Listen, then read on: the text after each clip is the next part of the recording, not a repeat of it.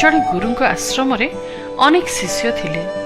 ସେମାନଙ୍କ ମଧ୍ୟରୁ ଗୋଟିଏ ଶିଷ୍ୟ ଅଳସୁଆ ଥିଲା। ଯେଉଁ ସମୟର କାମ ସେ ସେଇ ସମୟରେ କେବେ କରୁନଥିଲା। ଆଜିର କାମ କାଲି, କାଲିର କାମ ତା ପରଦିନ କରୁଥିଲା।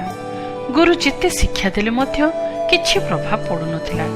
ଦିନେ ଗୁରୁ ଭାବିଲେ କ'ଣ କଲେ ଏହାର ସ୍ୱଭାବକୁ ପରିବର୍ତ୍ତନ କରିପାରିବେ।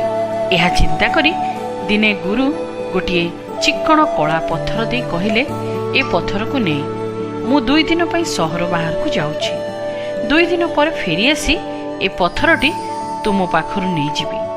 ଏ ପଥରର ବିଶେଷ ଗୁଣ ହେଲା, ଏ ପଥରରେ ଯେଉଁ ଲୁହାକୁ ଛୁଇଁବ ସେ ଲୁହା ସୁନା ହୋଇଯିବ।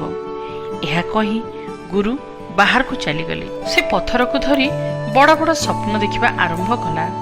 ଭାବିଲା, ଏ ପଥର ନେଇ ବଡ଼ ଲୁହାକୁ ଛୁଇଁବି ଓ ସେଗୁଡ଼ିକ ସୁନା ହୋଇଯିବ ଓ ସେଇ ସୁନାକୁ ବିକ୍ରି କରି ଏହା କରିବି, ସେୟା କରିବି, ଗାଡ଼ି ଘୋଡ଼ା ମୋର ହେବ। ଏଇସବୁ ଭାବୁ ଭାବୁ ଗୋଟିଏ ଦିନ ବିତିଗଲା। ଦ୍ୱିତୀୟ ଦିନ ଭାବିଲା, ମୁଁ ବଜାରକୁ ଯାଇ ଲୁହା କିଣି ଆଣିବି ଓ ସେ ଲୁହା ଛୁଇଁବି, ତାହା ସୁନା ହୋଇଯିବ।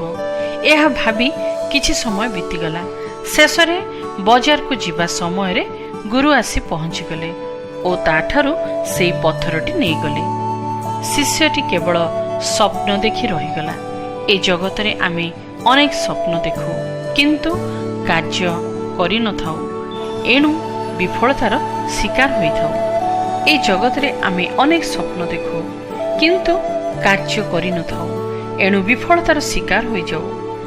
ଯାହା ପାଇବି ବୋଲି କରିଥାଉ ତାହା ପାଇନଥାଉ, କିମ୍ବା ସୁଯୋଗର ସଦ୍ବ୍ୟବହାର କରିନଥାଉ।